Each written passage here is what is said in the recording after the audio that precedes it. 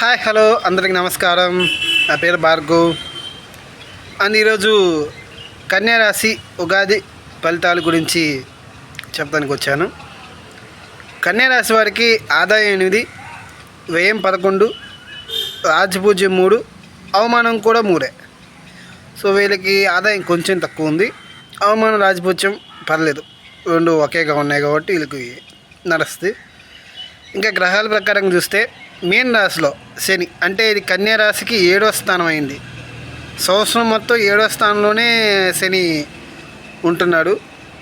So ఏంటంటే వీళ్ళకి marriage partners గురించి కానీ, బిజినెస్ పార్ట్నర్స్ గురించి కానీ, సొసైటీ ప్రకారం గురించి కానీ వీళ్ళకి ఎక్కువగా రిస్ట్రిక్షన్స్ వస్తుంటాయి. అంటే ఇబ్బందులు, రిస్ట్రిక్షన్స్, వాళ్ళు ఎక్కువ స్ట్రిక్ట్గా ఉండడం, ఎడబాటుగా ఉండడం, అంటే సమాజంతో వీళ్ళు ఎడబాటు పెరిగిపోద్ది, సమాజంతో లేనిపోని గొడవలు వస్తుంటాయి, చికాకులు వస్తుంటాయి. ఎందుకు ఈ చికాకులు వస్తున్నాయో వీళ్ళకి అర్థం కాదు. సో అది శని 7వ స్థానం వల్ల.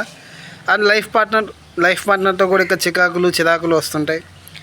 ఎవరైతే బిజినెస్ పార్ట్నర్స్ ఉంటారో వాళ్ళతో కూడా చిరాకులు వస్తుంటాయి. సో అది శని ఇచ్చే ఫలితం అన్నమాట.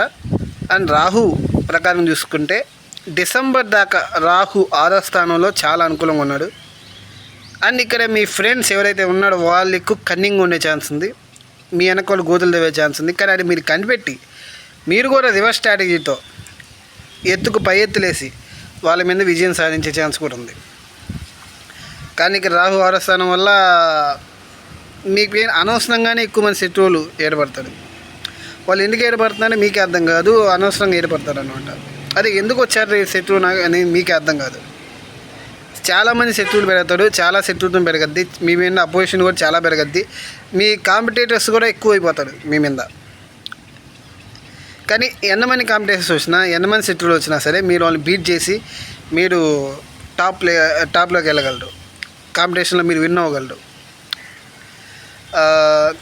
అండ్ అలాగే రోగాలు, అప్పులు, వాటిని కూడా మీరు చాలా సమర్థవంతంగా ఎదుర్కొని టీచ్ చేయగలరు. సో అది డిసెంబర్ దాకా చాలా బాగుంది రాహు.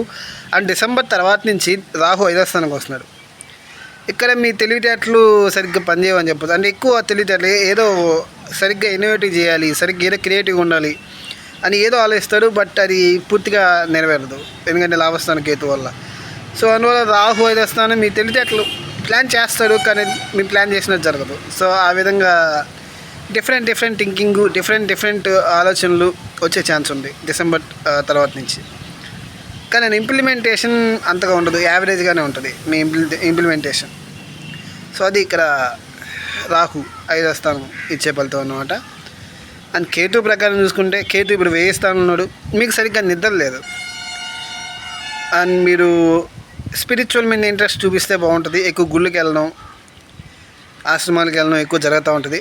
అది మీకు అనవసరమైన ఖర్చు జరుగుతూ ఉంటుంది. 12వ స్థానం కేతు అనవసరమైన ఖర్చు ఇస్తాడు. అది నిద్ర ప్రకారం ఏంటంటే మీకు డిస్టర్బెన్స్ ఉంటుంది, ఎక్కువ నిద్ర ఉండదు, ఎక్కువ ఏదో ఒక పీడకలు కూడా వస్తుంటాయి ఈ కేతు 12వ స్థానం వల్ల. అనవసరమైన ఖర్చు, పీడకలు ఖచ్చితంగా వస్తుంటాయి. దాని తర్వాత డిసెంబర్ తర్వాత నుంచి కేతు లాభస్థానానికి వెళ్తున్నాడు. ఇది ఓకే, కేతు లాభస్థానం వల్ల మీకు కొంతవరకు లాభాలు వస్తాయి, కొంతవరకు ఫ్రెండ్స్ పెరుగుతారు. కానీ ఏంటంటే నేను ఎంతదాకా కష్టపడింది నాకు ఇంతేనా వచ్చింది, ఇంకా ఎక్కువ రావాలి అంటే ఎంత లాభం వచ్చినా మీకు ఆ విరక్తి భావం అనేది ఉంటుంది డిసెంబర్ తర్వాత నుంచి. నా లక్ష్యం ఇంత సాధించాలనుకున్నా, కానీ నేను అనుకున్న దానికన్నా చాలా తక్కువే సాధించాను. నా తెలివితేటల ప్రకారం ఇంకా ఎక్కువ రావాలి, నా సమర్థత ప్రకారం ఇంకా ఎక్కువ రావాలి అని మీకు అనిపిస్తూ ఉంటుంది. అంటే ఏదైనా లక్ష్యాలు వాటి ప్రకారంగా విరక్తి, వైరాగ్యాన్ని ఇస్తుంటారు అన్నమాట కేతు. అండ్ ఫ్రెండ్స్ కూడా ఇక్కడ తగ్గిపోయే ఛాన్స్ ఉంది. ఫ్రెండ్స్ వల్ల లాభాలు వస్తాయి, స్పిరిచువల్ ఫ్రెండ్స్ అయ్యే ఛాన్స్ ఉంది. ఆధ్యాత్మికమైన వ్యక్తులు వాళ్ళతో అయితే ఫ్రెండ్షిప్ ఇక్కడ బాగుంటుంది. మామూలు ఫ్రెండ్స్తో అయితే ఇక్కడ విరక్తి, వైరాగ్యం కలుగుతూ ఉంటుంది. అండ్ ఎప్పుడైతే గురువు ఇక్కడ చివరిగా గురువు ప్రకారం చూసుకుంటే గురువు ప్రస్తుతానికి మిథునంలో ఉన్నాడు. జూన్ 2వ తేదీ వరకు మిథునంలోనే ఉంటాడు.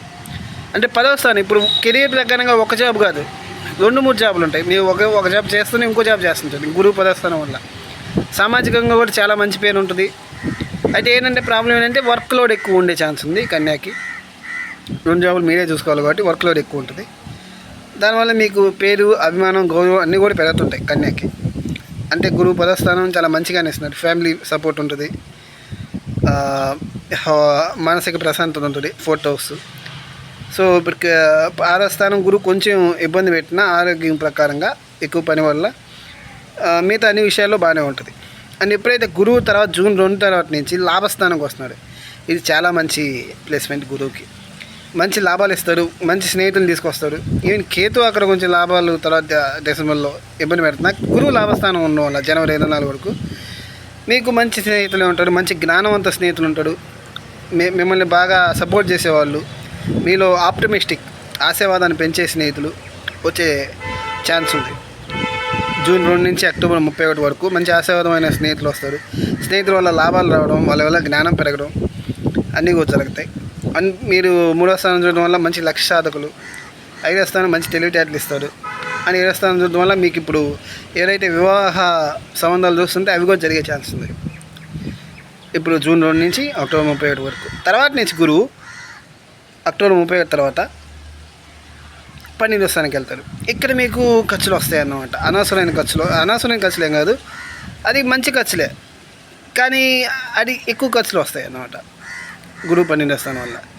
అని ఇక్కడ నిద్ర మీకు చాలా బాగా పడుతుంది, చాలా బాగా నిద్రపోతారని చెప్పొచ్చు. గురువు 12వ స్థానం చాలా మంచి నిద్ర పడుతుంది. అంత ముందాక నిద్ర ఇబ్బంది ఉన్నా గురువు 12వ స్థానం రావడం వల్ల మంచి సుఖవంతమైన నిద్ర పడుతుంది అని చెప్పొచ్చు. అని ఎక్కువ ఇక్కడ కూడా గుళ్ళు ఆశ్రమాలు ఎక్కువ సందర్శించే ఛాన్స్ ఉంది, దానాలు చేసే ఛాన్స్ ఉంది గురువు 12వ స్థానం వల్ల.